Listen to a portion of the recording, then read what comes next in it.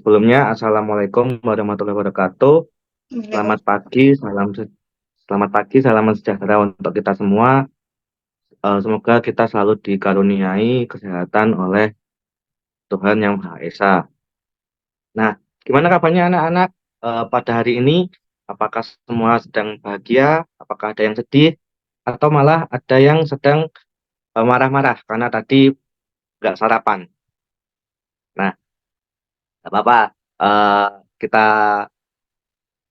manfaatkan emosi kita hari ini, di pagi hari ini untuk menyambut pembelajaran kali ini.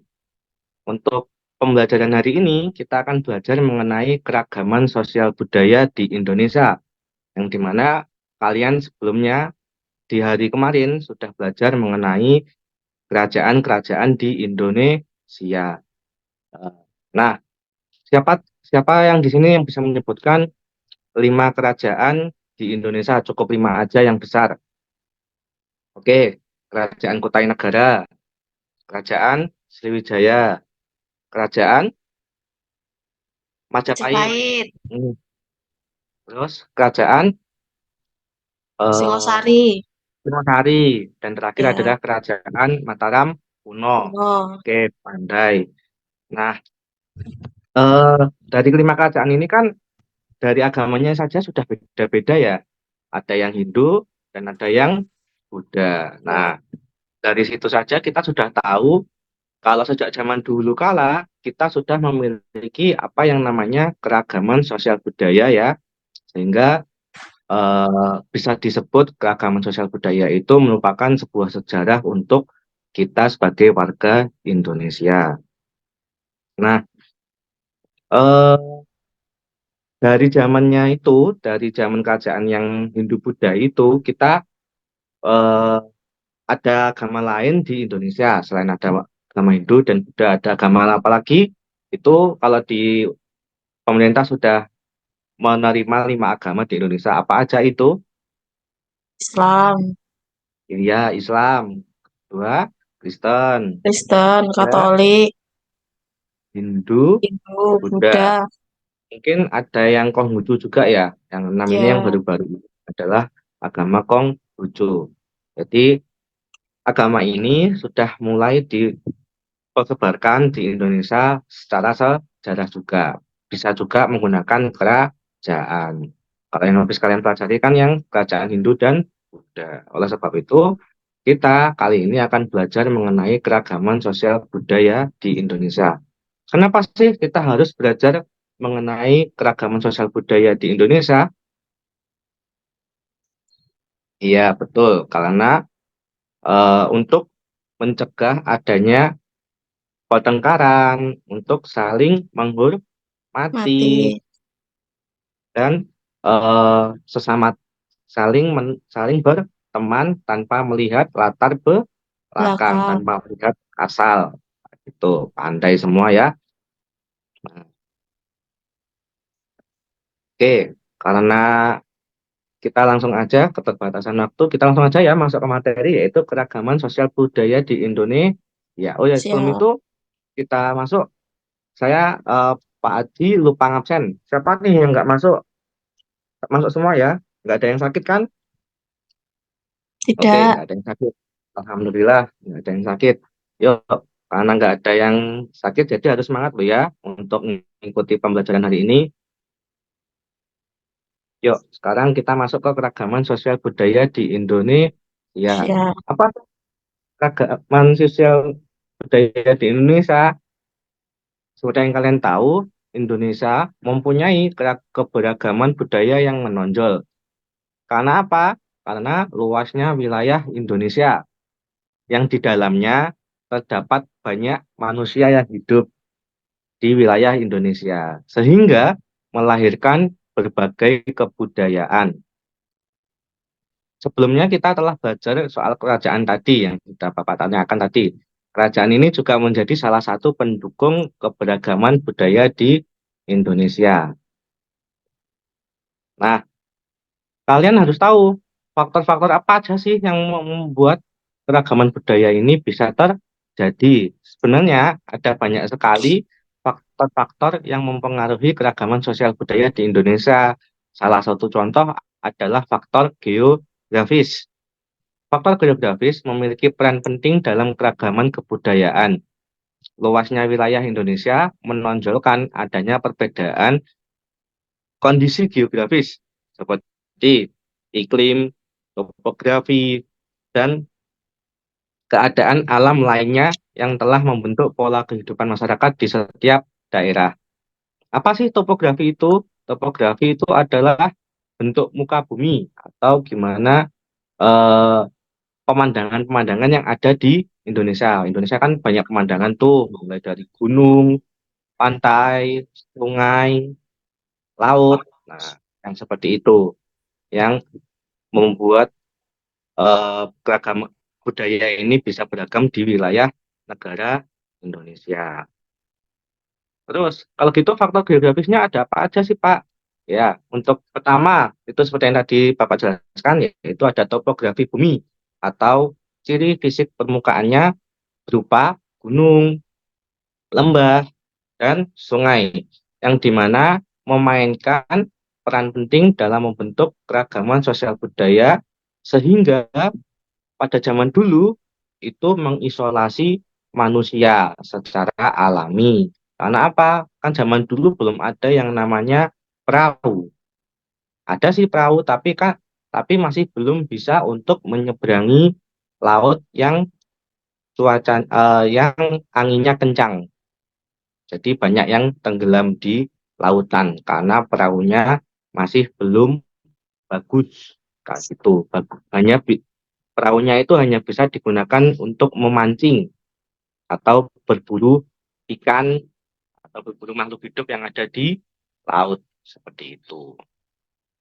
Nah, ini menunjukkan bagaimana topografi bumi tidak hanya mempengaruhi bagaimana kita berinteraksi dengan lingkungan, tetapi juga bagaimana kita berinteraksi satu sama lain dalam masyarakat. Nah, karena apa?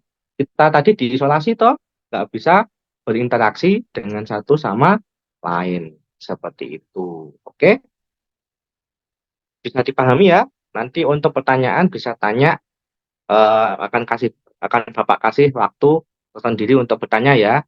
Jadi untuk sementara dipahami dulu, didengerin dulu. Atau juga bisa dicatat ya. Kalau bisa dibiasakan untuk mencatat yang Bapak bicarakan. Oke. Yang kedua, yaitu iklim. Indonesia diwarnai oleh iklim mikro atau iklim yang kecil, yang amat beragam. Maksudnya gimana iklim mikro itu? Jadi dalam sebuah wilayah yang sempit, perbedaan ketinggian tempat dapat menghasilkan perbedaan suhu yang signifikan. Misalnya nih, perbedaan tempat, ketinggian tempat, yaitu ada di gunung sama di pantai. Lebih tinggi mana gunung sama pantai? Iya, lebih tinggi gunung. Nah, kalau dilihat dari gambar itu, coba yang atas itu gambar gunung, manusia di gunung, yang kedua manusia di pantai. Menurut kalian lebih dingin mana kalau lihat dari gambar? No. Ya, gunung, pantai. Jadi karena lebih dingin gunung, jadi yang manusia yang hidup di gunung atau yang lagi sedang di gunung menggunakan pakaian yang sangat tebal. Nah, seperti itu. Sehingga bisa dikatakan kalau perbedaan antara satu wilayah dengan wilayah lain inilah yang menyebabkan perbedaan perilaku sehingga eh, kehidupannya juga berbeda untuk yang manusia hidup di gunung sama manusia yang hidup di pantai. Hal ini dimulai dari bahasa hingga ke sistem mata pencaharian hidup dan sistem ekonomi. Bahasanya yang seperti apa sih maksudnya? Kayak misalnya yang di Malang itu akan lebih sering menggunakan bahasa yang tegas daripada daripada kita yang di bawah atau di daerah yang dekat sungai atau yang lebih rendah. Jadi bahasanya akan suaranya akan lebih sedikit kecil karena kita cukup berdekatan seperti itu. Misalnya seperti itu ya untuk bahasa. Dan sistem mata pencaharian ya, kemudian contoh lainnya adalah sistem mata pencaharian. Coba menurut kalian kalau orang yang hidup di pantai sama di gunung kerjanya sama nggak?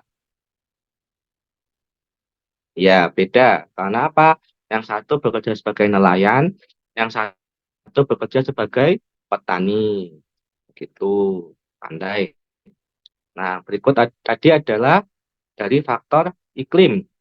Yang ketiga, yaitu faktor letak geografis. Letak geografis itu kayak yang kalian sudah belajar yang di peta-peta itu loh. Itu yang namanya letak geografis. Budaya Indonesia itu hasil dari proses panjang di interaksi antar budaya yang terjadi selama berabad-abad. Misalnya di Pulau Jawa terdapat campuran budaya Jawa, Sunda, Betawi, dan Tionghoa yang memberikan warna tersendiri dalam segala aspek kehidupan sehari-hari, mulai dari bahasa, makanan, pakaian, hingga seni dan tradisi. Coba di sini kan tradisinya untuk Tionghoa sama Jawa beda toh ya. Yang satu tradisinya itu mungkin eh, adalah melakukan ibadah eh, di kuil, melakukan ibadah di kuil. Kalau di Jawa itu melakukan ibadah di pura atau di candi gitu. Itu untuk tradisi ya. Kemudian seni. Kalau di Tionghoa mungkin kalian sudah sering lihat itu ada yang namanya barongsai.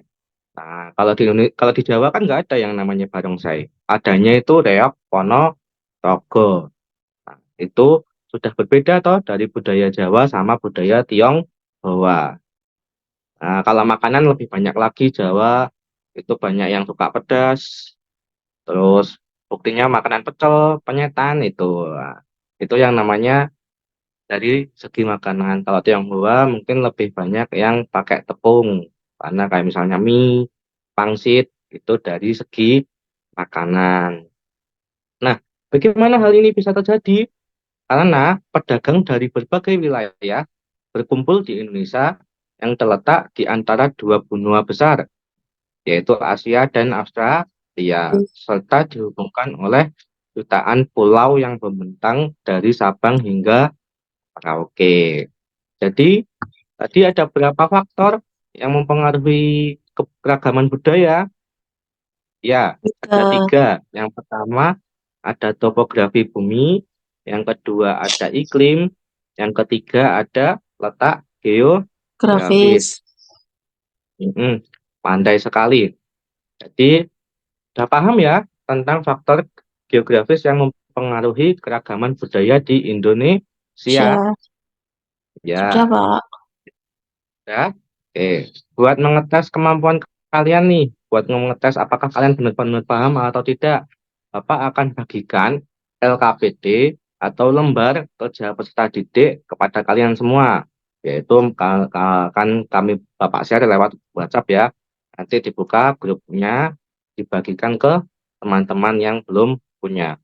Kalian mengerjakannya ini bisa satu kelompok atau satu kelompok berisi dua orang saja ya, jangan banyak-banyak, cukup dua orang saja.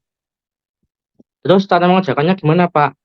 Oke, misal Bapak kasih contoh ya, untuk tradisi Pasola, dan di sini ada tabelnya, ada kotakannya, faktor geografi yang mempengaruhi, ada topografi, ada iklim, dan ada interaksi. Untuk topografi itu bentuk muka buminya. Coba kalau misalnya Bapak tanya, ini tradisi Pasola menurut kalian dilaksanakan di mana? Ya, benar, di tanah lapang atau di Dataran padang rendah. rumput Pasti. atau dataran rendah. Boleh. Jadi ditulis di sini, padang rumput, dataran rendah. Nah, seperti itu yang dimaksud dari topografi. Kemudian kalau di dataran rendah, suhunya gimana? Suhunya cukup panas Panas. Ya, seperti itu. Terus iklim. Untuk iklim itu suhu panas tadi ya. Iklim panas itu masuk ke iklim. Kemudian sepertinya jarang terjadi hujan ya kalau di padang rumput. Jadi mungkin bisa dibilang iklim tropis dan jarang turun hujan. Karena di sini kelihatannya cukup kering karena banyak debu atau ya banyak debu yang berterbangan. Nah, begitu juga untuk yang interaksi. Interaksinya maksudnya gimana? Apakah di sini manusianya ini tujuannya untuk beribadah atau melakukan sebuah tradisi, atau tradisi itu seperti peninggalan dari yang sudah dilakukan sejak zaman dahulu kala. Kemudian atau juga bisa melakukan yang namanya tarian, kayak gitu kan bisa aja tarian sekalian menunggangi kuda. Nah, seperti itu nanti ada 6 gambar, nanti akan ada berarti ada di dalam tabel ini harus ada 6, ada angka 6, 1, 2, 3, 4, 5, kayak gitu. Atau kalau misalnya kalian tulis tradisi Pasola gitu boleh. Nanti tradisi Pasola apa aja di topografi, iklim sama interaksi. Habis itu ada tradisi Pacu Jawi. Oke, gitu. Nah, seperti itu dilanjutkan sendiri ya. Nanti kalau sudah bisa dikumpulkan. Nanti kita akan bahas. Oke, bisa dipahami. Segera dibuka HP-nya, dibuka grup WhatsApp-nya, segera dikerjakan. Karena biar enak, kalian nggak ada tanggungan. Oke, Bapak tunggu ya. Oke, cukup sekian tugasnya bisa dikumpulkan di lewat grup WhatsApp-nya, bisa lewat ke Bapak langsung juga boleh. Segera ya, segera dikumpulkan. Nah, kalau begitu bisa disimpulkan kalau Indonesia memiliki keragaman suku, budaya, bahasa, makanan, dan sebagainya. Hal ini bisa dikarenakan sumber daya alam, iklim, topografi, dan masih banyak hal yang lainnya. Nah, kita di sini sebagai generasi yang muda wajib untuk melestarikannya. Karena apa? Lambat laun jika kita melupakannya, maka maka akan ada kemungkinan kalau kebudayaan itu akan hilang kayak gitu. Oke, bisa dipahami? Baik, Paham. kalau misalnya dipahami, cukup sekian dari Bapak. Sekian, terima kasih. Wassalamualaikum warahmatullahi wabarakatuh. Selamat pagi. Ya, boleh.